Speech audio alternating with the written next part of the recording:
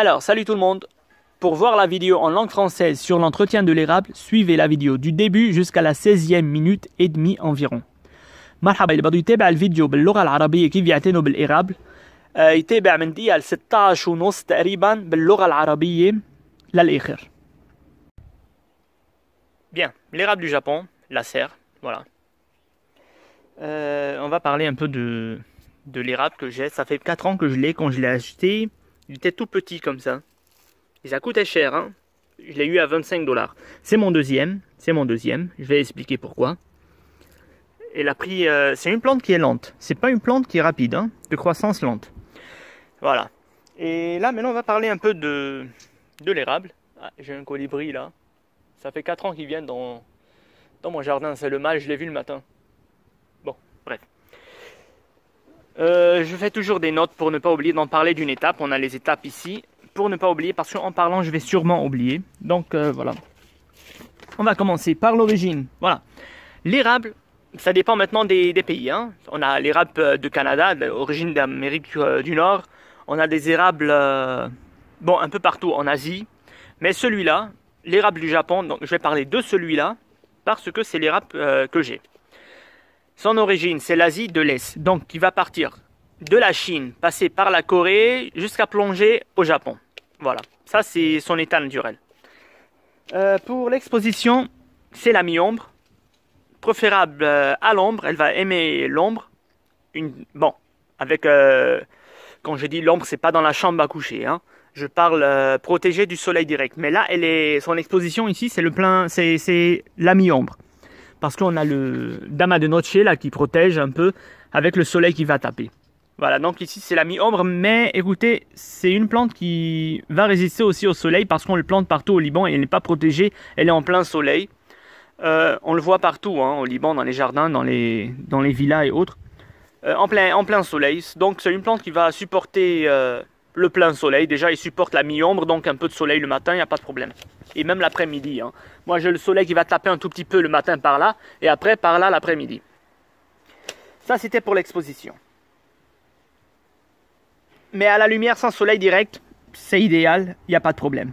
Vous pouvez le mettre dans les 3 expositions. On va parler maintenant de la rusticité. C'est une plante très rustique. Moins 15, voire moins 20 degrés. Entre moins 15 et moins 20 degrés. Pour la floraison, c'est au printemps. Mais la floraison n'est pas intéressante. Elle n'a jamais fleuri, hein. J'ai vu ça sur internet. Elle n'a jamais fleuri, elle est encore petite. Elle va faire des petites fleurs de rien du tout, de verdâtre, jaune, quelque chose comme ça. Après, elle va faire 2 graines. 2 graines jumelles, comme ça, qui vont tomber. Voilà. Et je pense elle est aussi comestible. On voit souvent confiture à l'érable et autres sur le marché. Voilà, je sais pas comment on fait les confitures d'érable ou la... Mais voilà, elle est comestible. Maintenant, pour l'arrosage, c'est là que je vais parler un peu du premier. C'est pas une plante qui va aimer l'excès d'humidité. Attention, attention. L'érable déteste l'excès d'humidité. Et la preuve, elle est là. J'ai acheté mon premier érable en 2016. Je voulais le mettre en bonsaï, il était encore tout petit, donc je l'ai mis en bonsaï, il était à Beyrouth. Et là, bon, je savais pas vraiment trop. En 2016, j'étais encore débutant, donc je ne savais pas vraiment très grande chose sur les plantes. Bon, sur certaines plantes, il n'y a pas de problème, je connaissais, mais il y a des plantes qui sont un peu spéciales, comme l'érable que j'avais jamais eu. En été, j'ai arrosé 3 fois. Chaque 3 jours, je les arrosais à Beyrouth.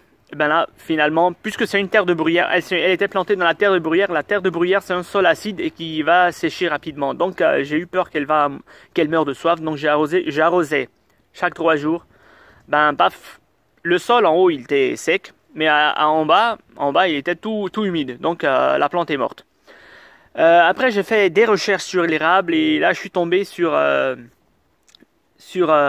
bien sûr, Stéphane Marie, mon adoré, je l'adore Stéphane Marie, Silence ça pousse, je le suis depuis près de 25 ans aujourd'hui, depuis que je suis tout petit, j'avais 13-14 ans quand j'ai commencé à regarder Silence ça pousse.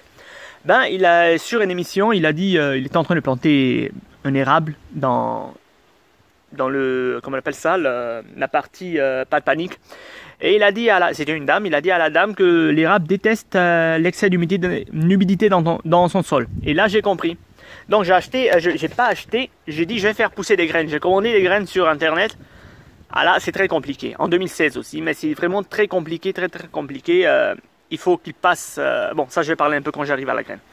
Là finalement en 2017 j'ai acheté un deuxième, et là je l'ai installé directement dans mon jardin un peu japonisant. Voilà. J'ai eu des sécheresses cet été, tout simplement à cause de la crise politique. J'en ai parlé 1000 fois dans mes vidéos. Il n'y a pas d'eau, il n'y a pas d'électricité. Le groupe électrogène, il n'y a pas de gasoil pour le colibri, il est revenu. Il n'y a pas de gasoil pour l'allumer. Bon, voilà, il n'y a pas d'essence pour venir chaque semaine arroser. Et là, mon système, il démarre pas. Le voilà. Le voilà le colibri. Oh. On va le laisser tranquille, on revient à l'érable. Bien, et c'est rare hein, les colibris au Liban, ça, c'est très rare, parce que c'est un oiseau exotique. Bon, qu'est-ce que je disais? Ah, pour l'arrosage. Voilà, donc c'est une plante qui va résister à la sécheresse. Elle a passé 3 semaines sans arrosage, il n'y a pas de problème. Regardez un peu, ce sont les azalées. Mes azalées, il y a d'autres... ma bruyère, elle est morte, j'avais une ici qui est morte. Regardez celui-là, le Phytonia, le Photonia. Comment on appelle l'autre là, Ah, j'ai oublié le nom. Bon, le sapin là. C'est pas un sapin, ça ressemble à ça. J'ai oublié le nom, Ouais, on oublie souvent quand on parle. Voilà, je vous ai dit que j'ai oublié, et j'oublie souvent quand je parle. Toujours des azalées. Mon rhododendron venu de France, c'est un cadeau de ma cousine aussi qui a craqué. Couleur rouge, ça fait 2 ans qu'elle est là. Bon bref, donc voilà, c'est une plante qui va supporter le manque d'arrosage. Et là voilà, les autres ils sont morts. Et celui-là, il a rien eu. Voilà. Mais de préférence, en été, arrosez-la 1 fois par semaine. Là, il n'y a pas de problème, mon système, chaque 4 jours, il démarre. Et si vous regardez, j'ai pas installé directement. J'ai mis juste le système un tout petit peu éloigné. Pour ne pas qu'il noie ma plante. Donc, 1 fois par semaine, en pleine terre bien sûr, 1 fois par semaine. En été, ça passe, il n'y a pas de problème. En hiver, on n'arrose pas. De toute façon, la plante, elle va... c'est une caduque, elle va perdre son feuillage. Et là, elle n'a pas besoin d'arrosage. Donc, pour l'hiver, stoppez l'arrosage, n'arrosez pas. De toute façon, il est en pleine terre dans le jardin. Il va pleuvoir, le sol sera toujours humide. En pot, ça sera différent. En pot, assurez-vous, en hiver comme en été, assurez-vous toujours que le sol commence à sécher aux 3/4 avant d'arroser. Sinon, si le sol il est toujours humide et que vous venez arroser, la plante aura trop d'eau, les racines vont pourrir et la plante va mourir, comme ce qui s'est passé avec mon premier érable. Bien, on passe maintenant. Pour le sol, c'est une plante de terre de bruyère. Il faut la planter absolument obligatoire dans de la terre de bruyère. Mais c'est pas tout à fait vrai parce que l'érable il va s'adapter aux terres calcaires. Mon terre ici au Liban, on est au sud Liban, regardez le sol, c'est le calcaire. Celui qui vit dans la Méditerranée sait que le sol de la Méditerranée c'est du calcaire. Le Liban, son sol il est calcaire et là l'érable il est en pleine terre, il y a près de 4 ans maintenant et le voilà, il va très bien, il n'y a aucun problème. Et on est en automne, j'ai oublié de dire la date, je pense aujourd'hui on est le 13 ou 14, je ne sais pas, ou 13 ou 14 novembre 2021. Voilà, si je fais ça maintenant parce qu'il va commencer à regarder, il va bientôt perdre son feuillage, il va commencer maintenant à perdre son feuillage. Bien sûr, puisque c'est une c'est une plante de terre de bruyère, alors il faut lui donner un tout petit peu d'acidité dans son sol, tout simplement pour l'aider. Sinon, il va s'adapter aux terres calcaires, mais ce qu'il faut faire, j'ai mon Dama de Noche qui fait tomber toutes ces feuilles là. Que j'enlève pas, j'ai jamais ramassé les feuilles tout simplement parce que ce sont ces feuilles qui vont se décomposer pendant l'hiver et donner un peu d'acidité au sol calcaire qui est là pour que mes plantes de terre de bruyère s'adaptent un tout petit peu. Voilà. On passe. Pour le rempotage. Bon, en pleine terre, on ne va pas le rempoter, mais dans un pot, disons, 1 fois chaque 3 voire 4 ans, on va le mettre dans un pot un peu plus grand, tout simplement parce que la croissance, elle est lente.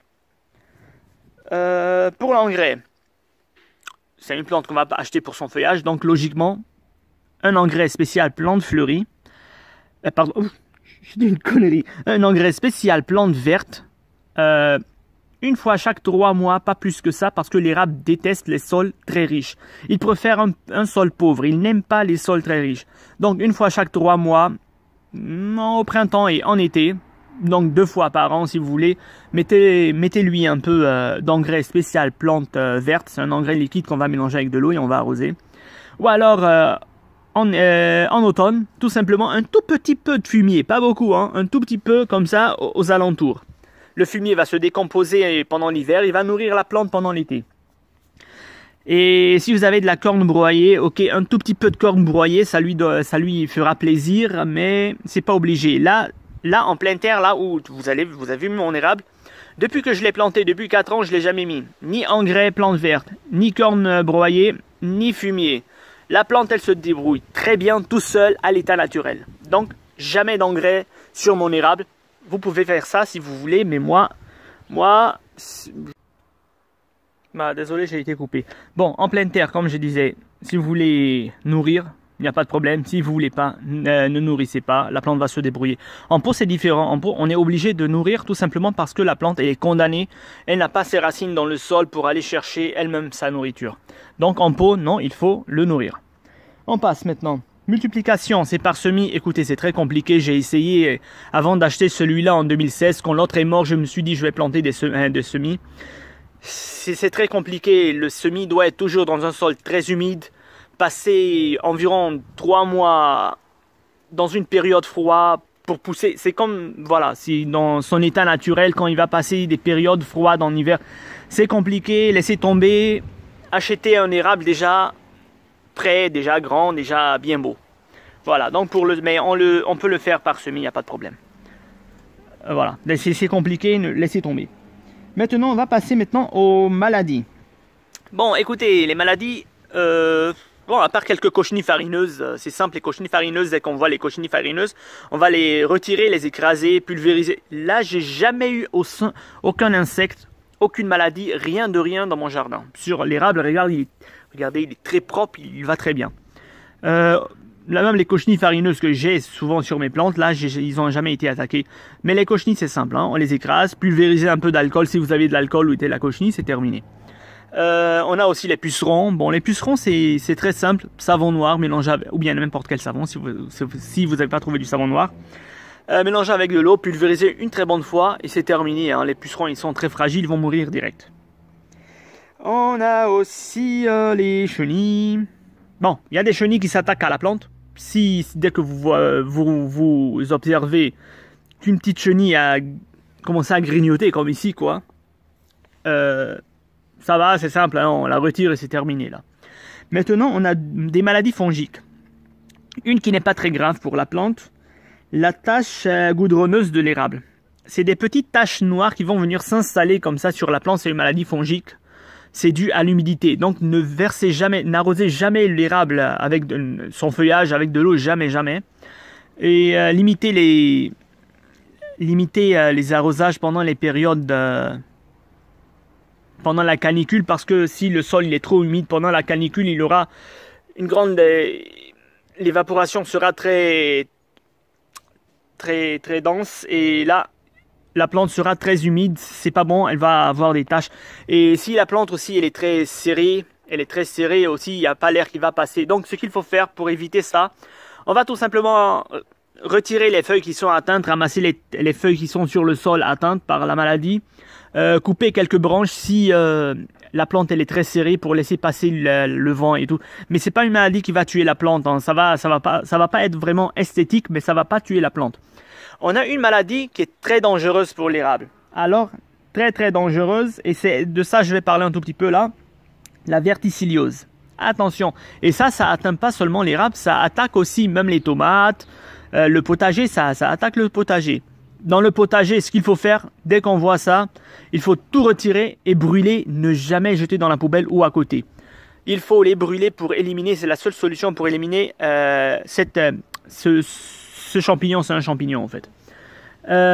Donc voilà. Comment on la détecte? Les feuilles sont pointillées de noir, les fruits sont pointillés de noir, l'écorce va être pointillée de noir.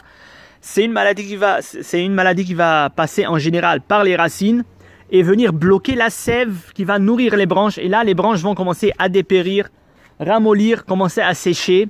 Et là, ça c'est sûr que c'est un signe de verticilliose. Bon. Bon, là je suis en famille. À chaque fois que j'ai stoppé un peu parce qu'à chaque fois, il me voit en train de filmer et il vient me parler.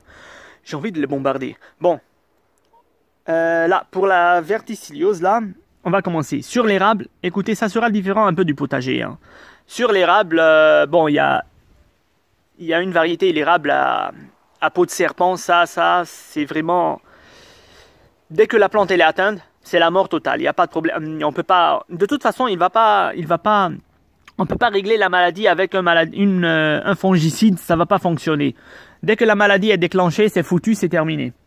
Même un fongicide ne peut rien faire. L'érable à peau de serpent, il est très fragile. Dès qu'il est atteint, lui, c'est la mort totale. Mais les autres érables, comme l'érable du Canada, l'érable du Japon et autres encore érables, il y a plein de variétés. Eux, ils vont se défendre toutes seuls naturellement. Ils vont passer environ 2-3 ans en train de lutter contre la maladie et après la maladie va passer. Mais pour lui donner de l'aide, couper toutes les branches atteintes, ramasser toutes les feuilles au sol et brûler-les et laisser l'érable se débrouiller toute seule, comment on appelle ça, faire genre anticorps, quoi, je sais pas comment on appelle. Donc il va se débrouiller, il va combattre la maladie et après 2 voire 3 ans, il va se débarrasser de la maladie et il va continuer sa vie. Mais l'érable à peau de serpent, non, lui, il est condamné, il ne peut pas lutter contre cette maladie. Bon, voilà. Je pense que c'était tout pour la plante. Sur l'érable, c'était tout sur l'érable, j'ai plus rien à dire. Je pense que j'ai un peu tout dit. Et à bientôt pour une nouvelle vidéo avec une nouvelle plante. Ben voilà, j'ai oublié de parler de la taille. Bien sûr, pas de taille, juste un nettoyage. C'est pas obligé de tailler un érable parce que l'érable, il est très lent. Juste un nettoyage. Ok, هلا بدنا نحكي عن الإراب du Japon. أسر. في كتير أنواع. كتير. في تبع كندا الإراب du كندا. بس عنا كتير إيش إراب. فبدي أحكي بس عن هيدي لأنه أنا الإراب du Japon لأنه عندي إياه. ما بحكي عن نبتة أنا ما عندي إياه وما عملت تجارب معها. هيدي التانية عندي. أول وحدة ماتت هلا بعدين بحكي فيها بالفيديو. هلا بدي أحكي عن الأصل. هلا هون أنا بكتب بإتابات خصوصي هول الإتابات لأنه أكيد أنا عم بحكي حأنسى شيء بس كرمال هيك بكتبهم منشان ما أنسى شيء. هلا أنا حطيتها بالجاردان un peu japonisant شوي ياباني اللي عملته مع الباسين وهولي. أوكي الأصل. هلا في كل إراب كل النوعية أصلا من ميلة من منطقة معينة مثل تبع كندا مثلا يلي بتطلع بشمال أمريكا. عنا هيدي الإراب دي جابون أصلا من آسيا الأست. شو يعني أست بالعربي؟ أنا ما بحكي كتير منيح عربي.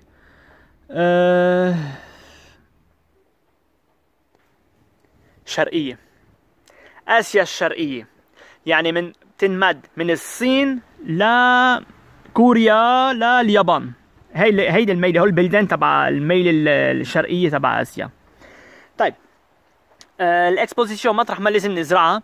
الإراب ما بتحب الشمس بس تتأقلم بالشمس ما في ولا أي مشكلة. إذا بدكم تزرعوها زرعوها على ضوء كتير قوي بس بلا شمس. هلا بس تتحمل شمس لانه اصلا بلبنان بيزرعوها وين ما كان. انا شايف كثير منها بالجنينات وهو ما بيكون محميين بيكون تحت الشمس وما في ولا اي مشكله فكمان بتتحمل شمس. بس هون محطوطه على المي امبر يعني شوي شمس وشوي في. عندها الفي اللي بتجيها من العطر الليل اللي فوقها وعندها شمس تجيها من بعد الدور هون شوي والصبح من هون. فعندها شويه شمس وشويه في. هيدي بسموها مي امبر بس تتأقلم بأغلب الأوقات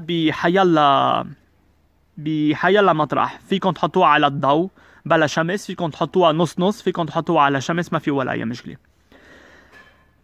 بس هي بتفضل بلا شمس بتفضل. طيب روسيسيتي تحملها للبرد. الإرابل بتتحمل حرارة درجات تحت الصفر لل 15 تحت الصفر لحتى 20 تحت الصفر. فبالنسبة للبرد زرعوها وين ما كان ما في أي مشكلة. فلوريزون الوردة تعولتها امتى بدها تعطينا؟ بتعطينا بالربيع. وردتها مش حلوة هيدي ولا مرة عملت وردة لأنه بعدها صغيرة أصلا كتير بطيئة. الإراب كتير بطيء عمرها 4 سنين واشتريتها كانت هالقدي جبتها ب $25 تقريبا وقتها.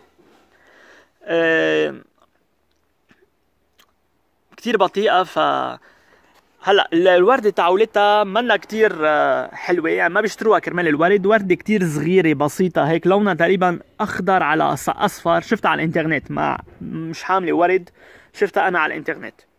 وآخر شي بتعطيكم بالصيفية 2 هيك بزرتين بيجوا جواز توأم هيك بيكونوا، شوفوا على الإنترنت، أنا ما عندي إياهم.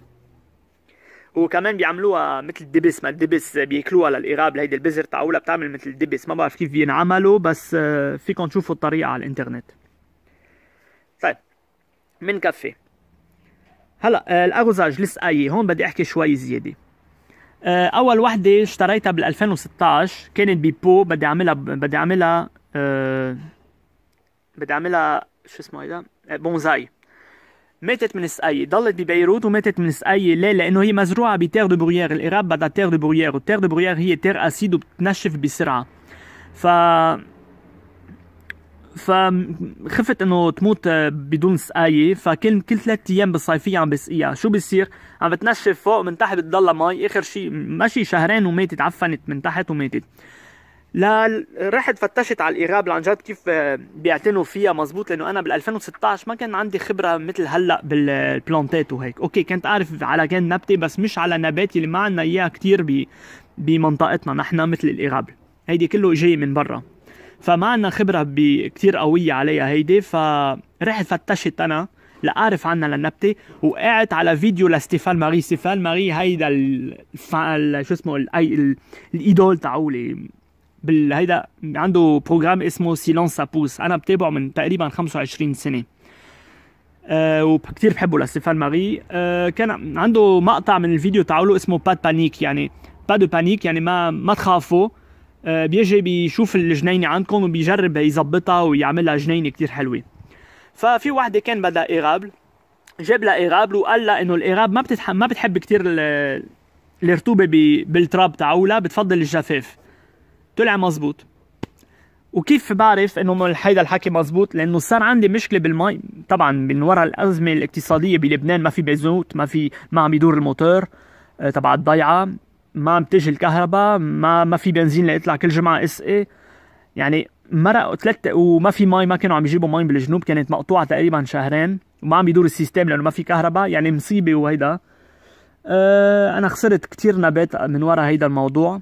وهيدا هيون شايفين الازاليه تاعولاتي، هلا في منهم ضلهم عايشين لانه هول صار لهم 3 سنين بالارض، هول هالسنه زرعتهم ما تحملوا، هول قشروشهم ماشيه بالارض فزمطوا. ليكم الازاليه كله مات. هيدي بعدني زراعه ماتت، فيتونيا. هيدي كمان مثل كونيفير، نسيت اسمها كل مره بنسى اسمها، كمان ماتت يبست.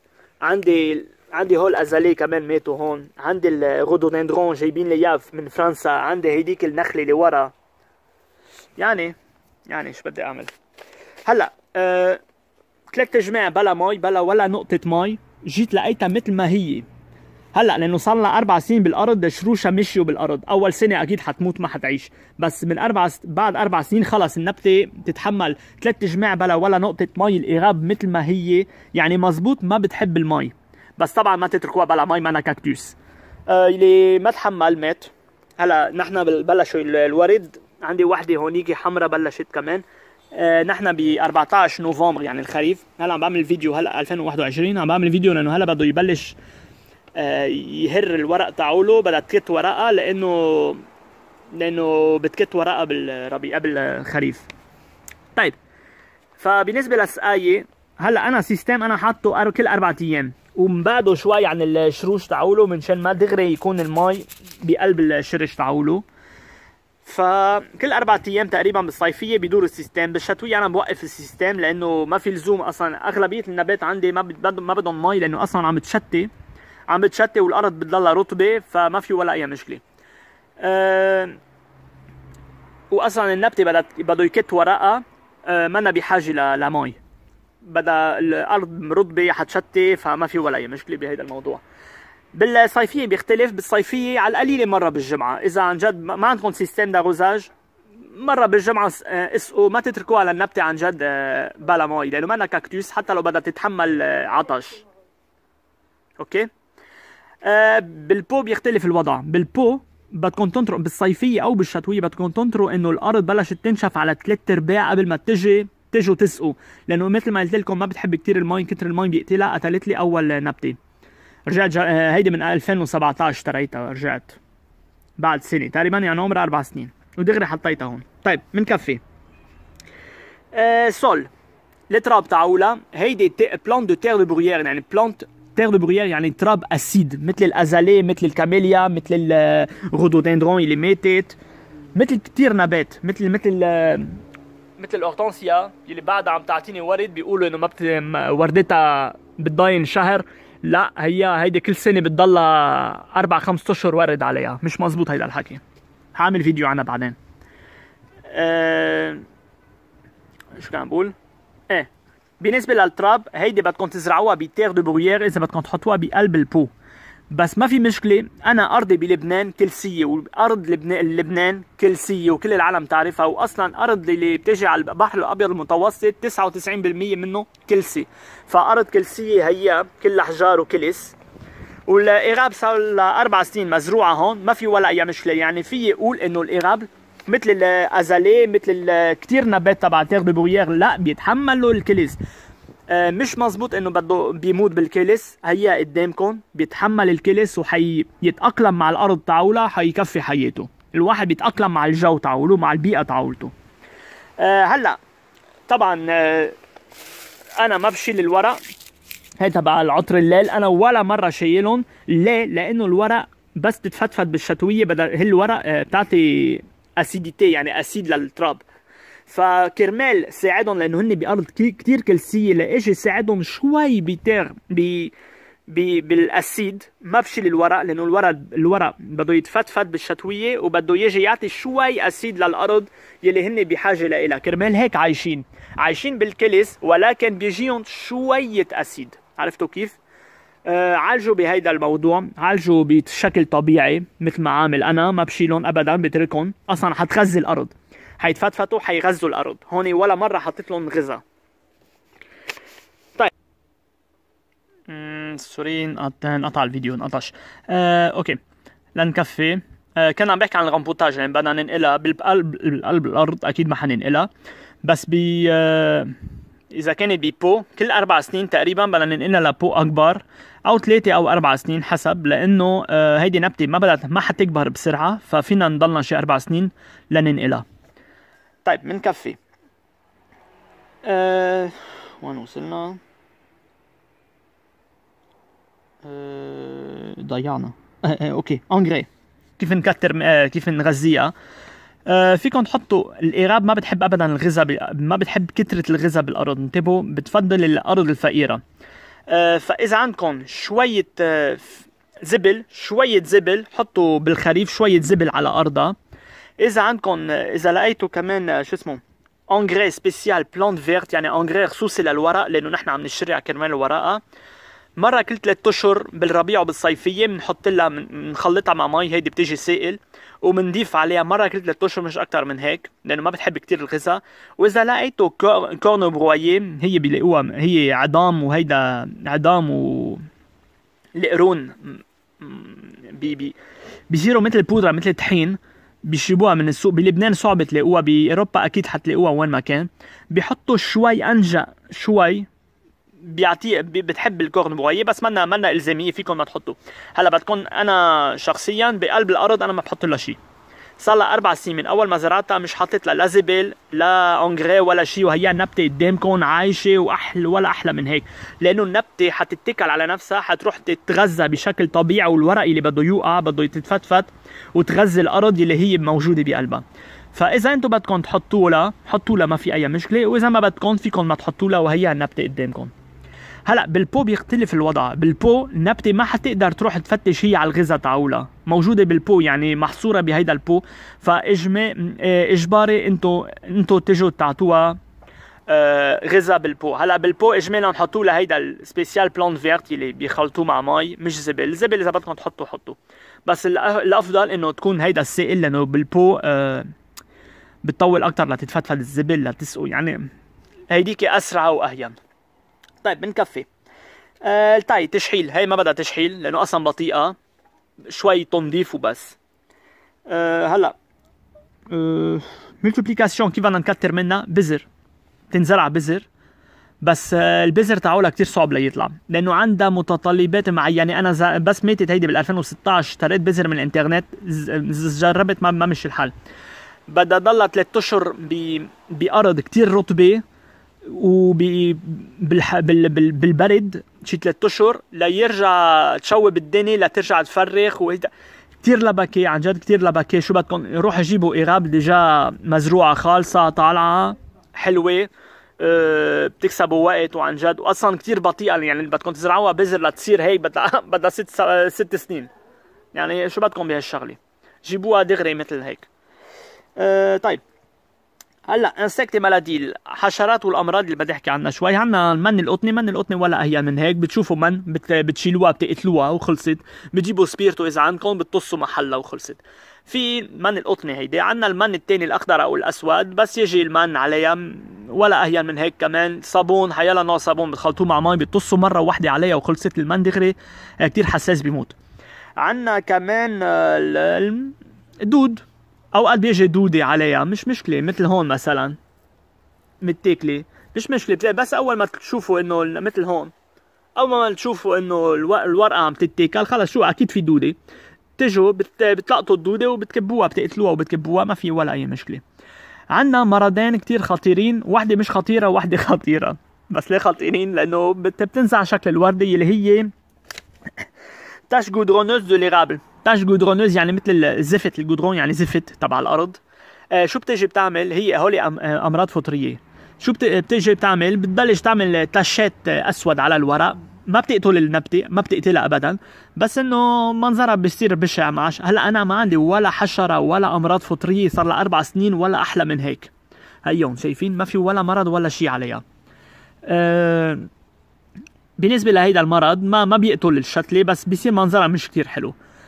شو كيف بدكم تعالجوا؟ ما تطصوا ابدا مي على الورق، ابدا ابدا. اسقوا الارض، ما تسقوا الورق منشان ما يصير عندها كتير رطوبه. وبالكانيكول، لانه الكانيكول اذا سقيتوا كتير الارض، الكانيكول يعني بالشهر 7 و8 بيكون في كتير شوب. اذا الارض في كتير مي حتتبخر اقوى، حيصير في كتير رطوبه على الشتله. النبته ما بتحب هيك، وهيدا بتعمل هيدي المرض الفطري.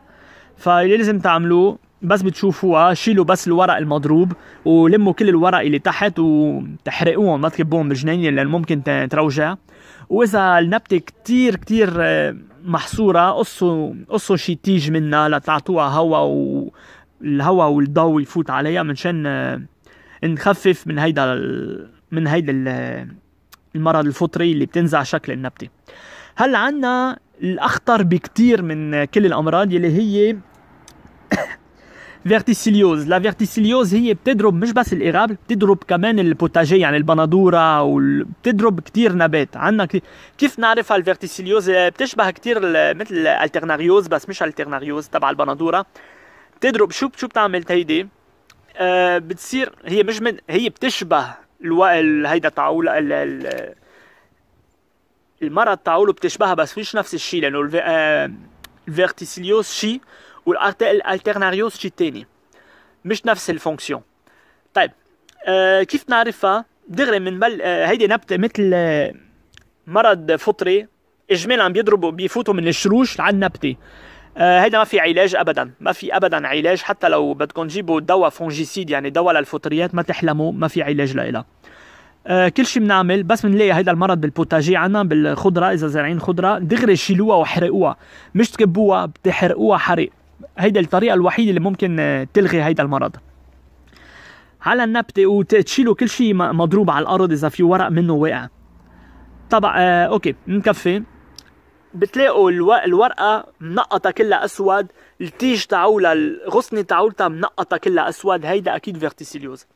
وهيدا الفيرتيسيليوز شو بتيجي بتعمل كواجولي، يعني بتجمد السيف اللي هي الغذاء اللي بدها تطلع تغذي الورق، بتجمدها مثل الجلطه، بتعمل مثل الجلطه مثل الدم اللي بيجمد بالشرايين، وبتبطل الغذاء بتطلع على الورق، بتبلش تدبل وبتبلش تيبس، بتلاقوا الشجره بلشت تيبس من ميله.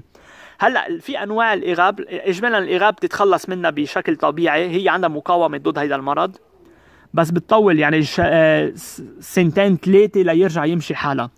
بس الا اغاب تبع بو دو سيربون، في مثل اغاب الخشب تاعوله بتشبه البو دو سيربون، اسمها اغاب بو دو سيربون، يعني جلد الحيه. هيدي ابدا اول ما بتضرب عليها الفيرتيسيليوز خلص بتقتلها، ما عندها مقاومه او ابدا ابدا ابدا. بس الباقي الاغاب بتقاوم هيدا المرض، بتطول بس ترجع بتقوم منها. بس مشان تساعدوها للنبته، اذا عندكم تيج، اذا عندكم غصنه يبست ولقيتوا هيدا المرض عليه التشات الاسود، دغري قصوا التيج واحرقوه، ما تتكبوه بالجنينه، احرقوه ونطفوا كل شيء حواليها. وتركوا النبته تعالج حالها بحالها، بعد 3 سنين حيرجع يمشي حالها وحيرجع تفرخ. طيب هيدا كان كل شيء تقريبا عن الاغاب، انا ما عادش عندي شيء اقوله، تقريبا حكيت عن كل شيء، وان شاء الله بتكونوا استفدتوا، وبنشوفكم بفيديو جديد مع نبته جديده.